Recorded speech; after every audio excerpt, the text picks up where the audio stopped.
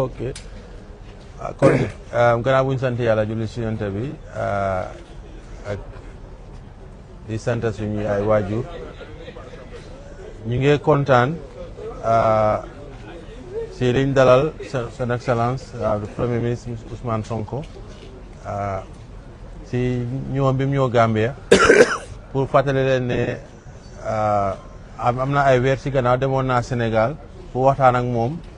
ñaari yëf lañ doon waxtaan foofu benn mooy affaire yi Sénégal ak Gambia secrétariat consultative commission bi gëj nañoo am meeting depuis 2011 ñu waxtaan ak moom d'accord ne daal war nañ ko dekkali loolu mooy premier objectif bi tax mu ñëw Banjul ñaareel bi economic forum bi nga xam ne pour ñaari réew yi naka la ñoo defee business bi dox si diggante bi business maa ñi nga xam ñu ngi nekk Sénégal ak ñu nekk Gambia naka la ñu mun a yaatale seen business si ñaari réew mi lii si gàttal mooy waral moo tax His Excellency Prime Minister Ousmane Sonko mu ñëw depuis ñaari fan yëpp ñu ngi am waxtaan dégg nga ba tey waxtaan bi jeexagut waaye si kaw loolu ñu ne foog ñu ñëw nuyu si président Barrow mi nga xam ne tam mooy suñ njaatige fii ak eggale ko tam nuyoo His Excellency président Bassirou Diomaye Diakhar Faye si gàttal daal excellence ma jox la kàddu.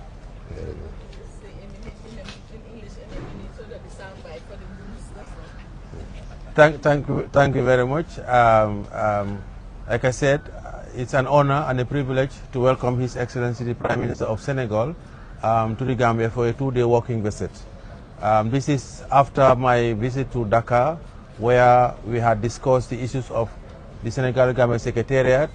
which was established in 2011, and part of the governance structure requires a consultative commission. Now, this consultative commission, the last meeting they had was in 2011, so we felt it's important to revive that commission because the relationship between these two countries is very, very strong, and we need to continue that. The second objective was for His Excellency Prime Minister to attend the Economic Forum,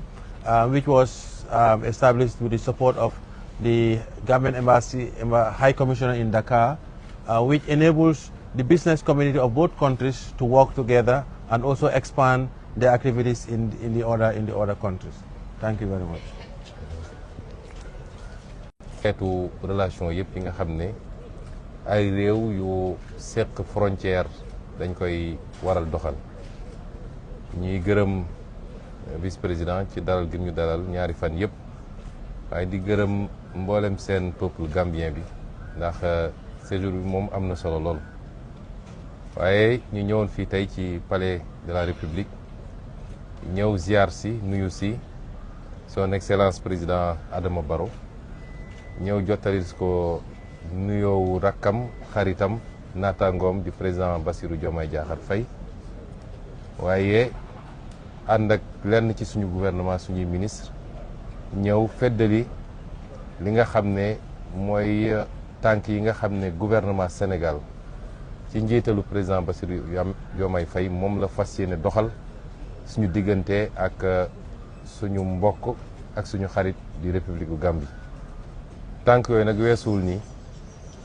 relation bi ñëpp xam nañu relation bu yàgg dëgër la bu yàgg baax la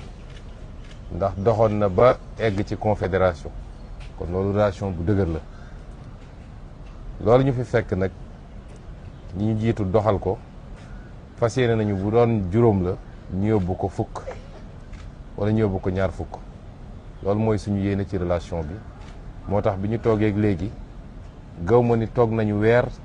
te diggante ñaari réew mi amul ay actes yu ñu posé moo xam ay kuréel yu daje moo xam ay kilifa yu daje pour rek gën a waxtaan ak di signé ay accords yoo xam ne ci bépp fànn day gën a yombal diggante bi da koy gën a dooleel te loolu mooy yéene président Bassirou Diomaye Faye loolu mooy ndigal gi mu jox gouvernement bi ma jiite waaye loolu la ñu président Adama Barrow feddalil fi mu toll ni moom it ndax fu ñu wax ni fii mooy suñu limite rek moom yokk na ko am na lu mu ci yokk ci diggante bi kon dañuy sant yàlla bi ñu mayee njiit yu mel noonu sant yàlla bi ñu mayee ay askan yu mel noonu mooy ñu fàttaliku ci jamono ju nekk ni ñaari réew yu benn la kon jàmm rek moo ci mun a dox rafetal moo ci mën a dox mbokkoo moo ci mën a am waaye demlante moo ci mën a am ci bépp fànn. Donc nous étions là dans le cadre de la réunion du conseil consultatif du secrétariat exécutif qui réunit du secrétariat permanent qui réunit chaque année les deux chefs de gouvernement que sont le vice-président de la République gambienne et le Premier ministre de la République du Sénégal. Et cette réunion annuelle nous permet de plancher sur les différentes problématiques qui traversent les relations entre la Gambie et le Sénégal, à tout point de vue, les questions transfrontalières, les questions liées à la sécurité, au transport, au commerce, à l'économie de manière générale, à la gestion des ressources humaines, des ressources naturelles. Et c'est toutes ces problématiques-là, les travaux ont eu lieu et continuent à se faire. Et je crois que nous aurons les conclusions dans quelques minutes. Mais ces travaux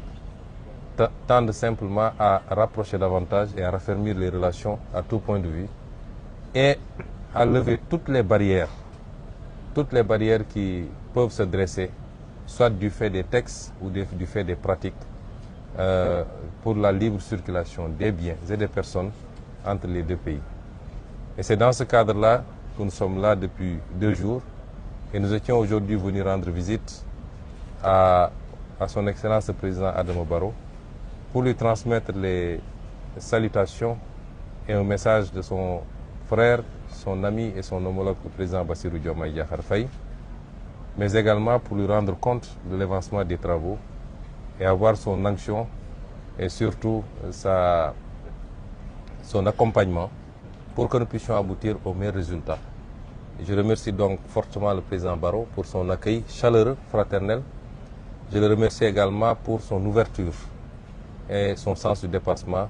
pour nous permettre à chaque fois de gravir des paliers supplémentaires pour rapidement aboutir à ce qu'avaient souhaité à un moment donné d'ailleurs nos devanciers, non pas forcément sous forme de confédération, mais que toutes les barrières et toutes les limites que nous nous imposons nous-mêmes dans le cadre de cette relation soient levées, de sorte que ce que tout le monde dit et a toujours dit, que le Sénégal et la Gambie sont un seul et même pays, que cela soit matérialisé concrètement dans les faits, dans les textes qui nous régissent, dans les différents accords, dans les traités. Et je pense que nous sommes dans la bonne voie avec la disponibilité de M. le vice-président, de tout le gouvernement gambien, mais surtout avec l'ouverture des 2 chefs d'exécutif, les 2 présidents de la République. Je vous remercie.